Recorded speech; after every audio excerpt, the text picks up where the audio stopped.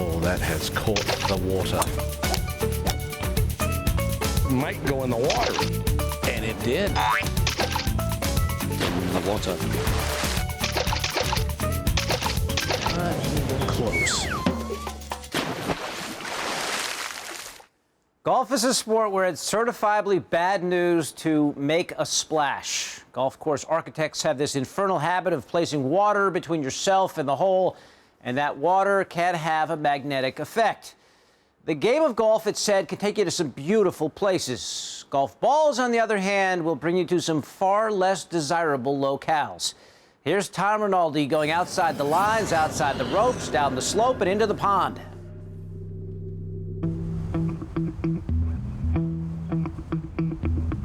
If you've ever held a club, you've done it.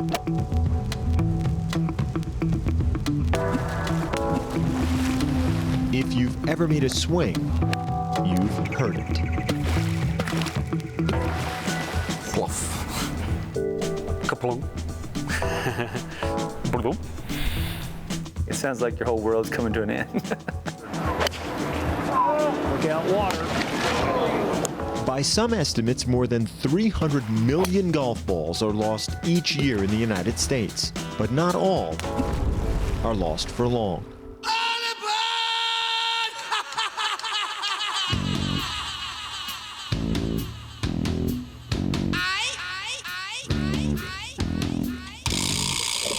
I am a golf ball diver.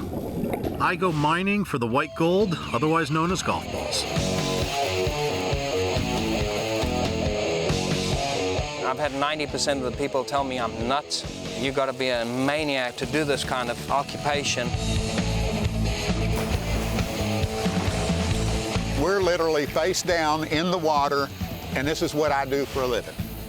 My hands go back and forth. I'm feeling for golf balls. It's not a sexy job.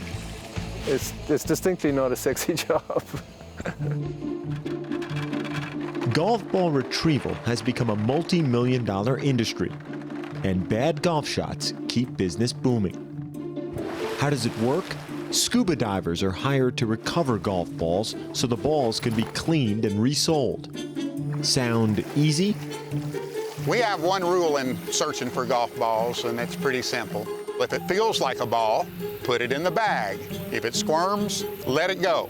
The evidence is always there with the snake skins that you have to be on caution. It's like going into a glass of chocolate milk and trying to find something. You don't see anything.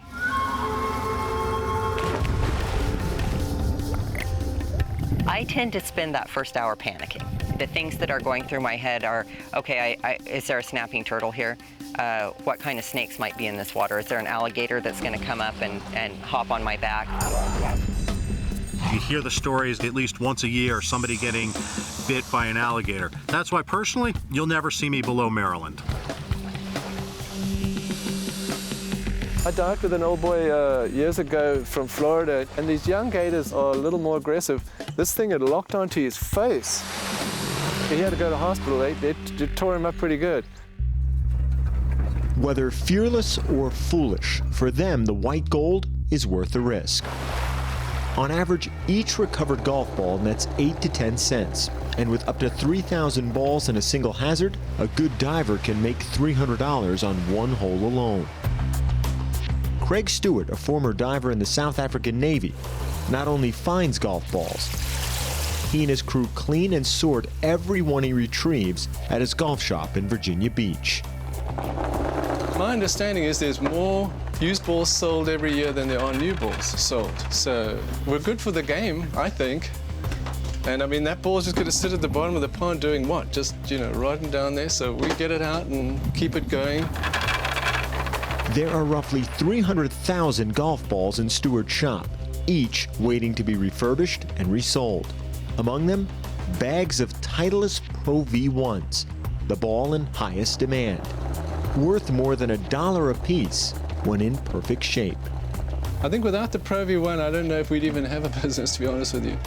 That is the ball that keeps everything going. Steve Leubner quit teaching high school chemistry 13 years ago when he did the math. there was more money in dirty ponds than periodic tables. Everybody thinks the balls are on the bottom. They're not. They're in the bottom.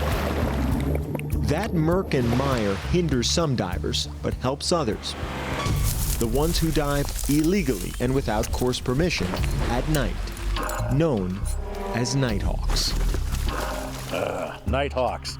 That's a touchy subject. They're known for coming onto courses or onto properties after hours. They're coming in at night. There's no one on the course. They're not invited. They're trespassing. And they steal the golf balls. So the people who have the contracts, they don't see a dime from that. They hurt me for about $30,000 every year. They're very organized. Their whole business is built entirely on stealing golf balls.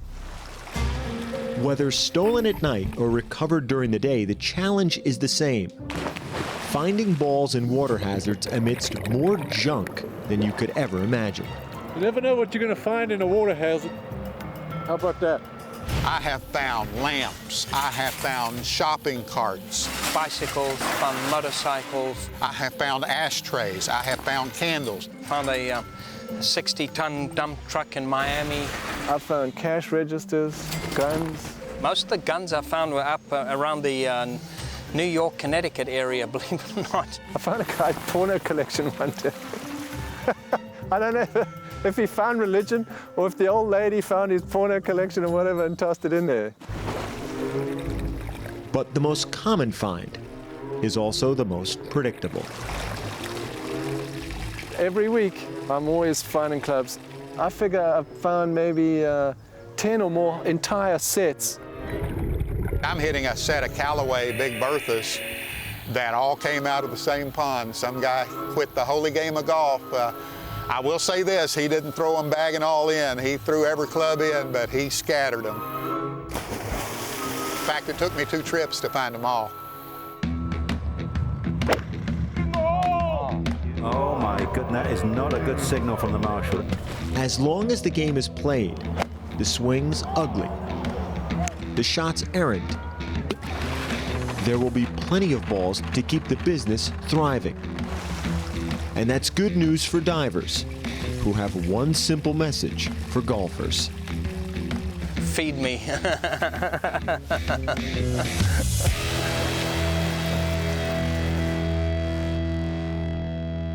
Tom Rinaldi reporting. The holy grail hole for golf ball diving, that's the par 3 17th at TPC Sawgrass in Ponte Vedra Beach, Florida. It's been said the water surrounding the most famous island green in golf swallows up to 120,000 golf balls per year. Wow.